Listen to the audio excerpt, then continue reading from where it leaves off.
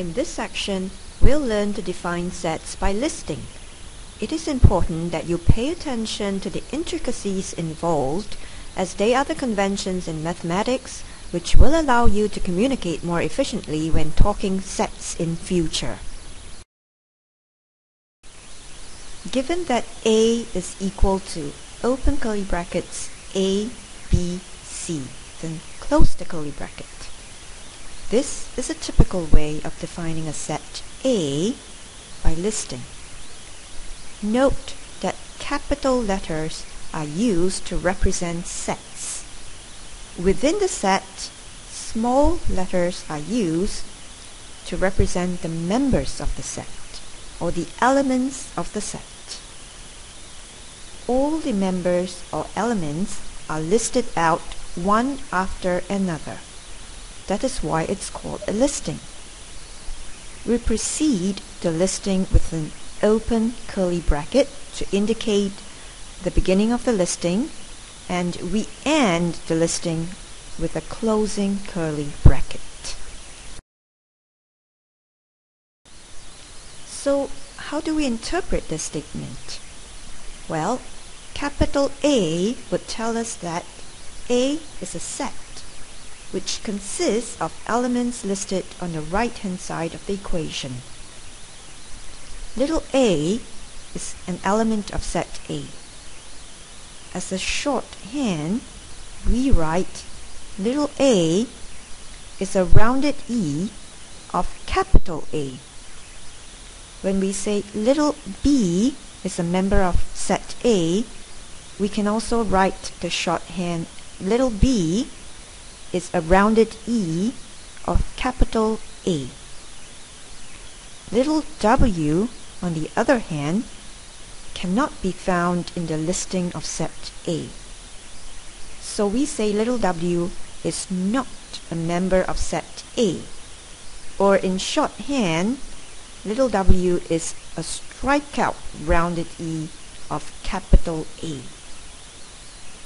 In a nutshell, rounded e means it's a member of, and the strikeout rounded e means not a member of.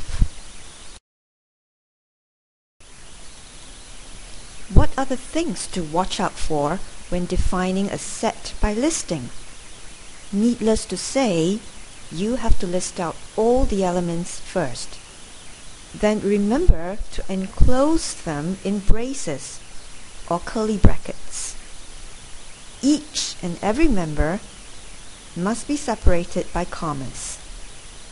We can also use ellipses or ... to denote continuation of a clearly established pattern. What do we mean by clearly established patterns?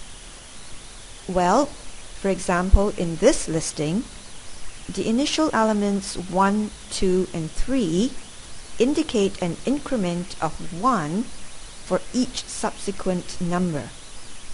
This allows us to infer that the next number would be a 4, then 5, then 6, and so on and so forth, until we reach 100. So this is a clearly established pattern, and the ellipses are used correctly. On the other hand, in this next example, the listing starts with an initial element of 1, then jumps straight to 100. So what does the ellipsis mean? We cannot be sure. Different people may interpret it differently. So this is not a clearly established pattern, and the ellipses are not used in the right way. In this exercise, we are asked to define the set of 4 major operations in arithmetic, namely plus, minus, times, and divide, by listing. All the 3 options given looks quite similar. Which gives the most complete answer? Well, the answer is C, since the main feature of a listing is the braces. Also, the elements within the sets are separated by commas. In this exercise, we are asked to define the set of lowercase letters, namely little a to little z, by listing. Again, all the options look similar.